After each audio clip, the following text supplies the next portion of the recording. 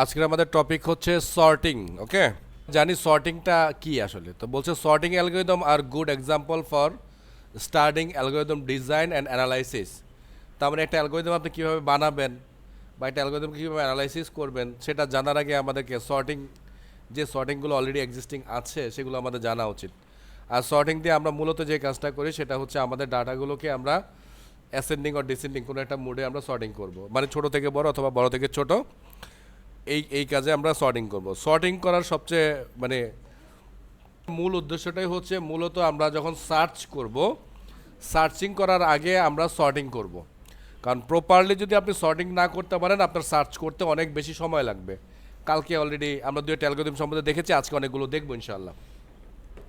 তো এটার জন্যই আমাদের সর্টিংটা খুব বেশি জরুরি। তো অনেক ধরনের সর্টিং আছে, আমরা আজকে জানবো।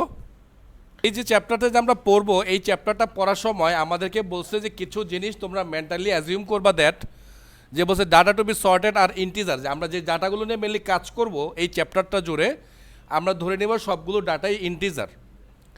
তারপর আমাদেরকে বলছে যে ডাটা সর্টেড ইন অ্যারে, অবশ্যই একটা অ্যারের মধ্যেই সর্ট করব, কারণ আমরা জানি অনেকগুলো ডাটা রাখার একমাত্র উপায় হচ্ছে অ্যারে বা লিস্ট, এগুলো, তাই না?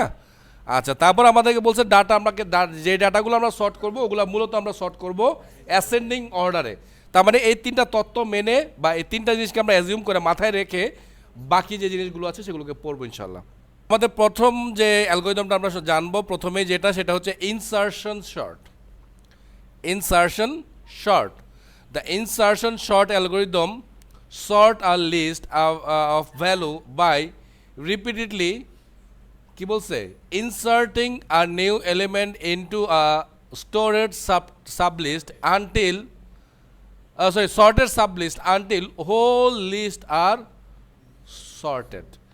তার মানে আমরা যেটা করব যে, আচ্ছা আমি সরাসরি একটা উদাহরণ দিই তাহলে বুঝতে সমস্যা। সো আমরা ধরে নিচ্ছি যে আমাদের এইখানকার এই যে নাম্বারগুলো আছে এগুলো নিয়ে আমরা সর্টিং করব, অনেকটা বাবল সর্টের মতো, but not bubble sort. Bubble sort না কেন সেটা আমি দেখাচ্ছি, এবার দেখেন। সো দেখেন এখানে যে নাম্বারগুলো আছে সেই নাম্বারগুলো শুরু হয়েছে কত, 2 দিয়ে, তারপর 9, তারপরে 5। ওরা যেটা করতেছে প্রথমে এই 2 এর সাথে 9কে কম্পেয়ার করতেছে, দেখতেছে 9 তো 2 এর চেয়ে বড়ই, ডান দিকেই থাকবে, ঠিক আছে, থাকুক। তারপর কম্পেয়ার করবে 9 এর সাথে 5-এর। তো 5-এর সাথে যখন ও কম্পেয়ার করবে তখন দেখবে যে না, 5 তো আগে আসার কথা, 9 তারপরে যাওয়ার কথা। তার মানে সে এখন এই 9, 5 এই দুইটাকে কম্পেয়ার করবে, কম্পেয়ার করে 5কে আগে নিয়ে আসবে এবং 9কে পরে নিয়ে আসবে। কিন্তু এই 5 থেকে শুরু করে, তার মানে নাম্বারটা কী দাঁড়াচ্ছে দেখেন, যেখানে রেখে আছে 5, 9, তারপরে কে 4।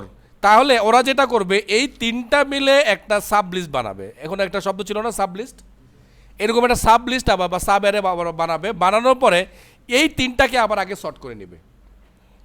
তো এই তিনটাকে সর্ট করতে হলে কী করতে হবে, তার মানে 4কে আগে আনতে হবে। তার মানে দেখেন 2, 4, 9, 5, 9, তার মানে এই জায়গাটা সর্ট হয়ে গেছে। তারপরে দেখেন আবার ঝামেলা তৈরি করলো কে, 8।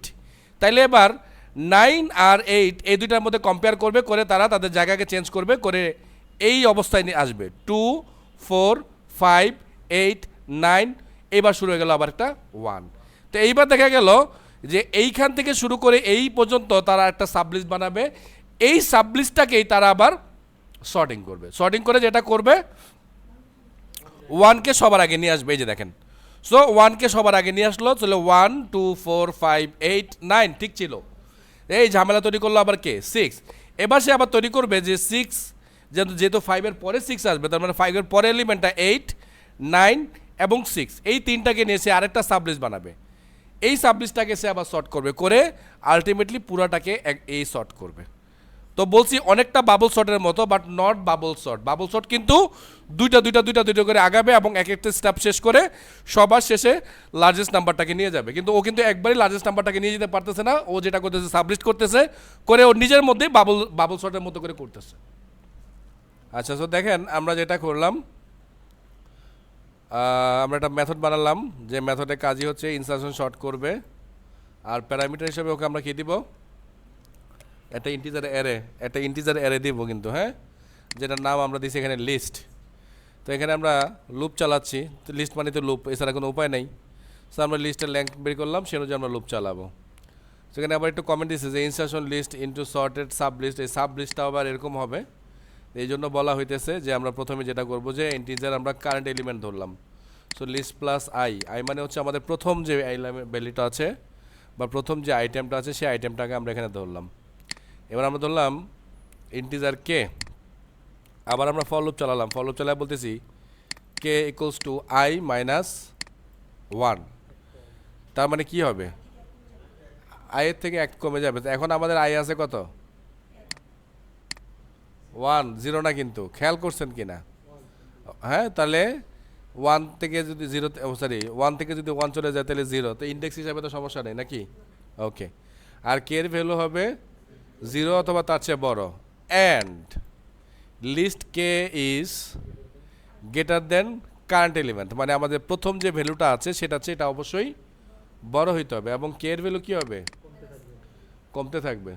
তো কমতে কমতে যদি মাইনাস হয়ে যায় তাহলে সর্বনাশ হয়ে যাবে, আর যাবে না। আচ্ছা, এখানে আমরা বলতেছি list K plus 1 equals to list k, যদি বড় হয় তাহলে কী করতে হবে, জায়গা বদলাইতে হবে না? তো আমরা জায়গা বদলাইছি কীভাবে, আমরা বলছি কে এর ভ্যালু কে প্লাস 1-এ নিয়ে যাও, তার মানে একটা আগে নিয়ে যাও, তাই তো নাকি? যদি কে এর ভ্যালু থাকে 0, তার মানে কে প্লাস 1 কী হতে হবে 1 ইন্ডেক্স, তার মানে তার পরের ভ্যালুটাকে সেট করে দাও। ওকে, তো এমন করে করে সে তার মতো করে আগাতে থাকবে। আর এখানে আমরা বলতেছি list K plus 1 equals to current item, তার মানে কারেন্ট আইটেমের মধ্যে এবার আমরা কে প্লাস 1-এর ভ্যালুটাকে পুশ করব, যদি এই ঘটনা না ঘটে তো, তাই না? এটা তো ফরের বাইরে তো নাকি? হ্যাঁ, তাই এই ঘটনা যদি না ঘটে, মানে এরকম যদি না হয় তাহলে কারেন্ট আইটেমটাই কে প্লাস 1-এ আমরা বসাই দেবো। সো এইভাবে করে আমরা ক্রমান্বয়ে আমাদের লিস্টটাকে বানাবো। সো এটা একটা চেক দিই আমরা যে আদৌ কিছু হয় কি না। এটার জন্য আমরা যেটা করতেছি, আমরা মেন ক্লাসে চলে আসতেছি, আমরা একটা ইন্টিজার অ্যারে নিচ্ছি, নাম্বারস নাম দিলাম, আর এটার মধ্যে আমরা কিছু ভ্যালু দিয়ে দিচ্ছি 50, 10, 20, 5, 8।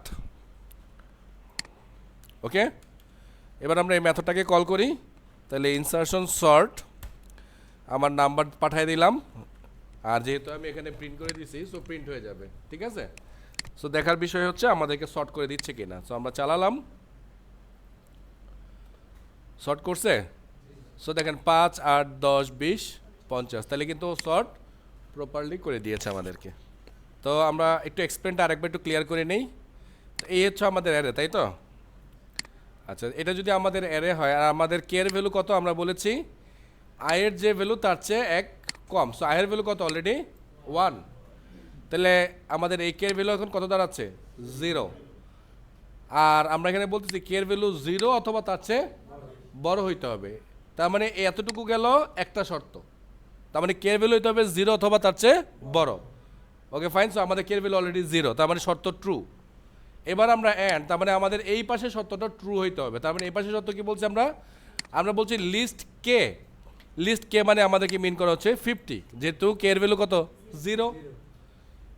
যদি গ্রেটার দেন হয় কারেন্ট এলিমেন্ট, কারেন্ট এলিমেন্ট বলতে কাকে মিন করা হইতেছে, আয়ের ভ্যালু কত 1, তার মানে কি বলতেছে যদি 10-এর চেয়ে 50 বড় হয় তাইলে কি করব, তাইলে আমরা করব কি লিস্ট কে প্লাস 1। সো কে প্লাস 1 মানে কে, এই জায়গাটা না, এই জায়গাটা তো 10 করা যাবে না, এই জায়গাটা, তো এই জায়গাটার মধ্যে আমরা কার কোন ভ্যালুটাকে জমা করব বলতেছি, আমরা বলতেছি লিস্ট কে, তার মানে কে এর ভ্যালু কত 0, তার মানে কাকে জমা করব 50, তার মানে এই ভ্যালুটা এখানে চলে আসলো, 10 অলরেডি ভ্যানিশ হয়ে গেল, না আগায় নেই, এখনো আগায় নেই, ভ্যানিশ হয়ে গেছে, আগায় নেই কিন্তু ভ্যানিশ হয়ে গেছে।